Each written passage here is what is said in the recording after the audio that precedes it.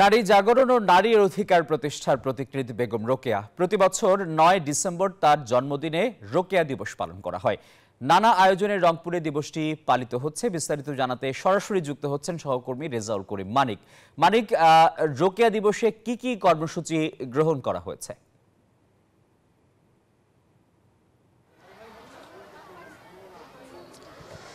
আসিফ, এর আগের বুলেটিনে যেমনটি বলেছিলাম যে আজ ৯ ডিসেম্বর অর্থাৎ মহিষী নারী বেগম রোকেয়ার অর্থাৎ জন্ম ও মৃত্যুবার্ষিকী উপলক্ষে রোকেয়া দিবস পালন করা হয়। আজকে অর্থাৎ এই দিবসটি উপলক্ষে রোকেয়ার জন্মভূমি মিঠাপুকুরের পায়রা বন্দে নানা কর্মসূচি হাতে নেওয়া হয়েছে।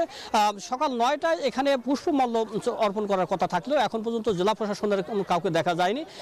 তারপরেও কিন্তু এখানে রয়েছে চিত্রাঙ্কন প্রতিযোগিতা, এছাড়া রয়েছে ৩ দিনব্যাপী সাংস্কৃতিক অনুষ্ঠান, ৩ দিনব্যাপী শিক্ষা মেলা সহ নানা কর্মসূচি তার গ্রামের বাড়িতে আয়োজন করা হয়েছে। বেগম রোকেয়া বিশ্ববিদ্যালয়ে রয়েছে আলোচনা সভা রয়েছে, এছাড়া নানা ধরনের বিতর্ক প্রতিযোগিতা রয়েছে রোকেয়া বিশ্ববিদ্যালয়ে। সব মিলে বর্ণাঢ্য আয়োজনে চলছে বেগম রোকেয়া শাওকত হোসেনের এই অর্থাৎ জন্ম মৃত্যুবার্ষিকী উপলক্ষে রোকেয়া দিবসের নানা কর্মসূচি। আমরা যদি বলি যে জেলা প্রশাসনের পক্ষ থেকে অর্থাৎ কিছুক্ষণের মধ্যেই এই রোকেয়ার প্রতিকৃতিতে পায়রাবন্দে পুষ্পমাল্য অর্পণ করা হবে। এছাড়া আপনি দেখতে পাচ্ছেন যে স্কুল কলেজের শিক্ষার্থীরা রয়েছেন, অর্থাৎ একে একে সবাই কিন্তু এখানে পুষ্পমাল্য অর্পণ করবেন।